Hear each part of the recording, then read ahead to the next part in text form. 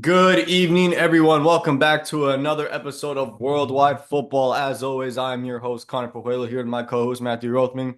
And today we are touching, well, this has been used for a little bit of a while, but we're going to touch on a very, very huge bit of news.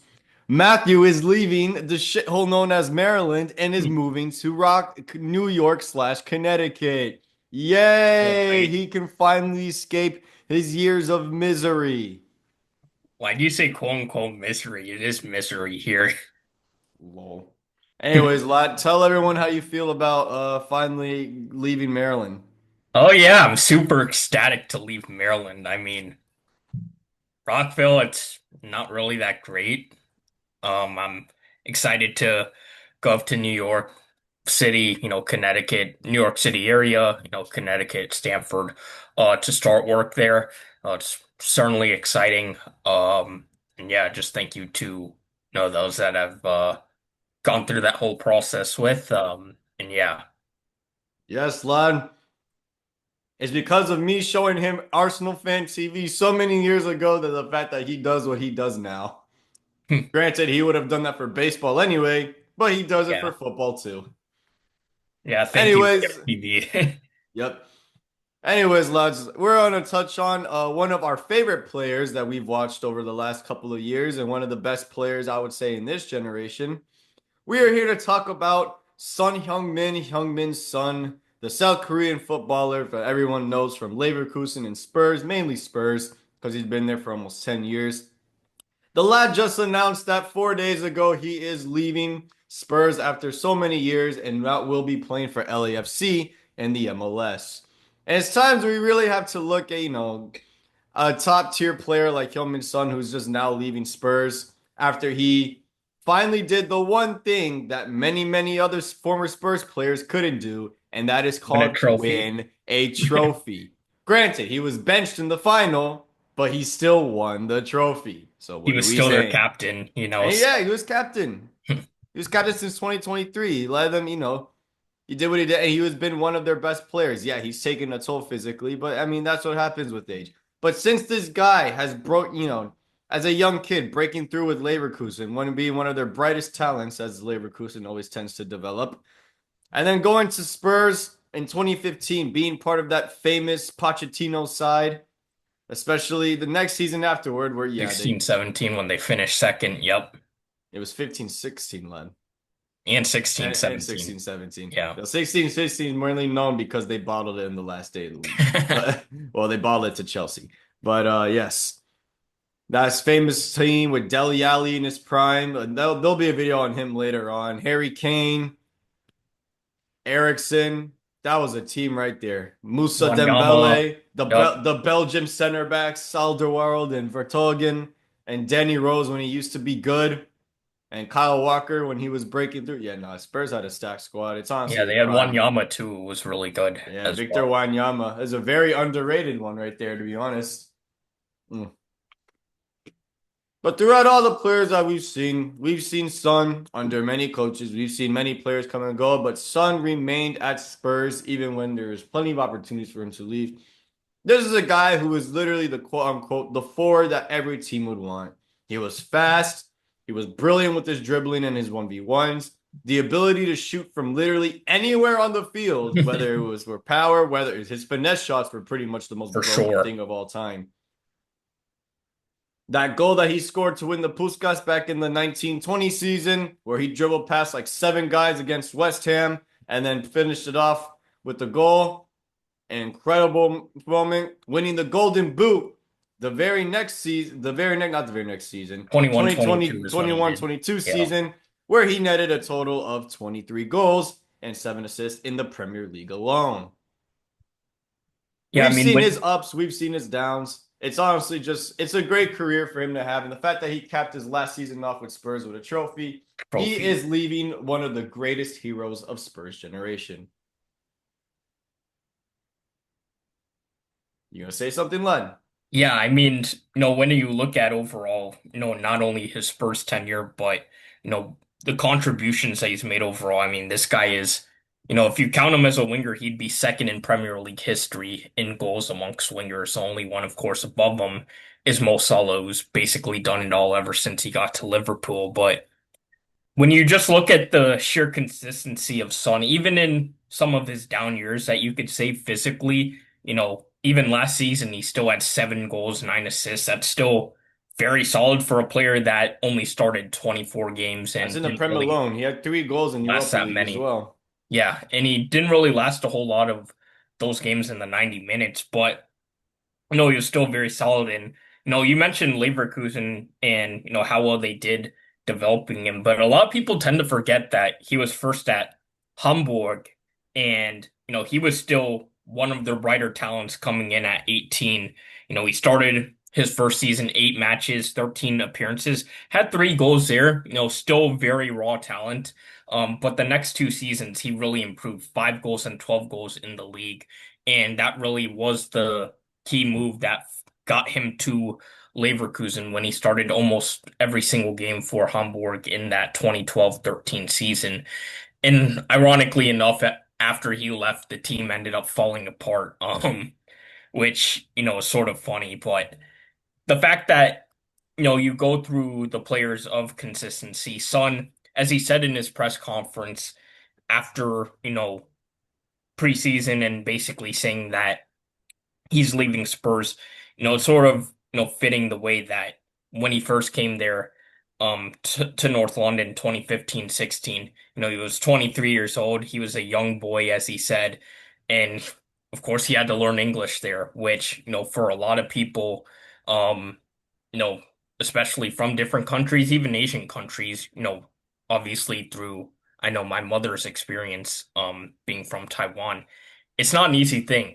And, it's definitely something where Son, he was able to sort of get acclimated to that, not only that culture, but also that language. And, as we can see, really has learned a whole lot, to speak it very well. But also when you look at his production in the fact with Tottenham, he's always scored more than, since the 16-17 season. He scored 10 plus goals in the Premier League every season up until this past season where he only scored 7.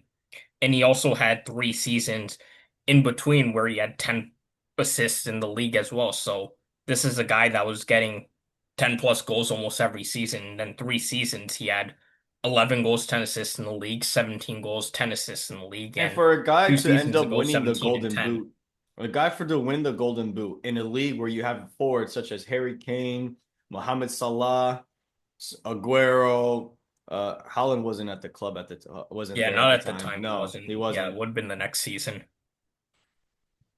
To say the likes of which, to say the least, I would say Aubameyang, even though he started kind of towards his downside at that point. But still though, incredible for someone that will be deployed where most of the time the beginning of his career was a wide winger a lot of times, being able Yeah. to drift it from the left, link up with Kane. And then a lot of times, especially as he got older, and I believe a lot while he was under the tutelage of Conte, he was being deployed a lot, almost like a second forward, a second Yep. striker, and he was getting a lot more involvements when it came to goals.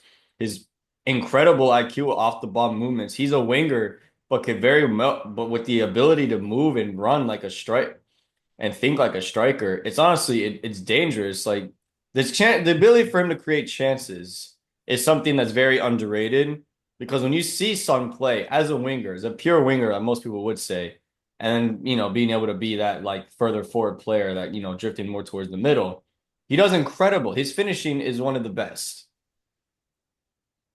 Yeah, statistically, he might be one of the most clinical finishers of all time. If you just go by statistics of, expected goals ever since he got to Tottenham, he would certainly be up there of the all-time wingers, for example. Obviously, post, 2015, that was only when you got expected goals even after that. So a lot of players before that didn't get it. But, you just the fact that, he was very good with his finishing, it almost seemed like he could score from anywhere, within the box, outside the box, with finesse, as you brought up.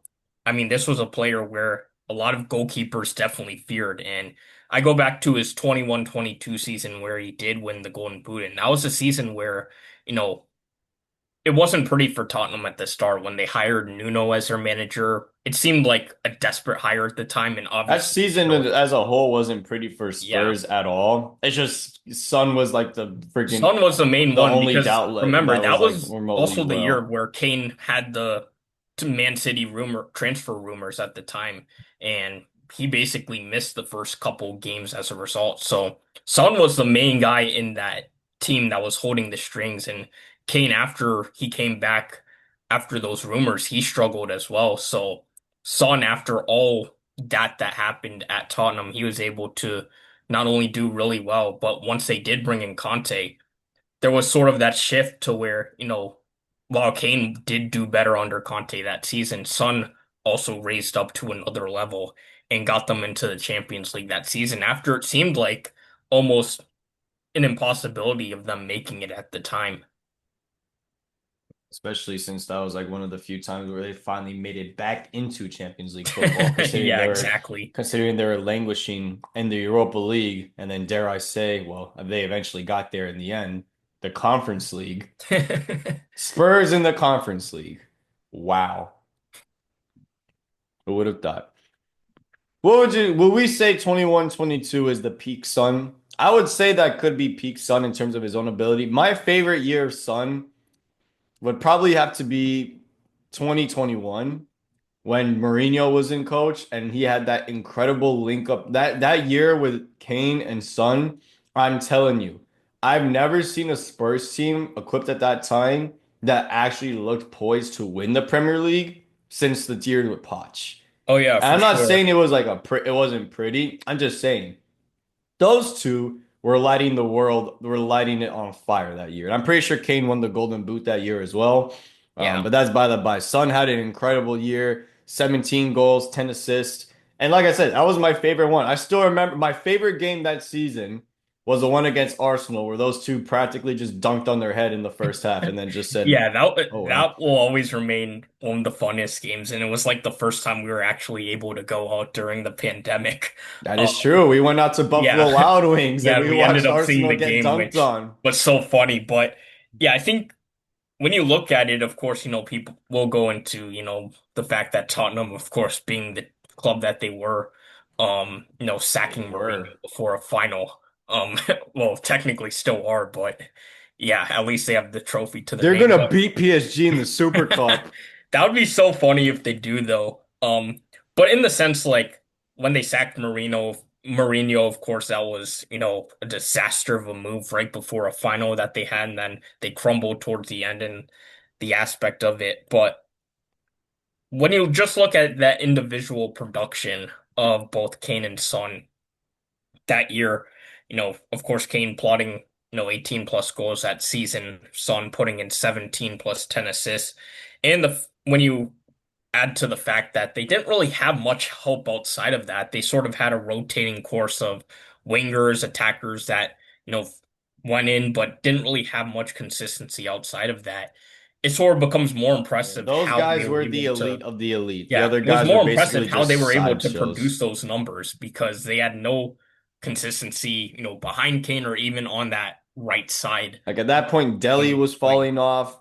Ericsson was starting to fall off. Then they shipped him to Ericsson had freaking left, yeah, Inter. to Inter, so Mm-hmm. then they brought in Bergwijn, who didn't really do a whole lot well. They tried to Bergwijn, even, the biggest highlight I remember of Bergwijn was scoring the goal against United in like the first game back during the pandemic. That was like the only thing I remember him doing.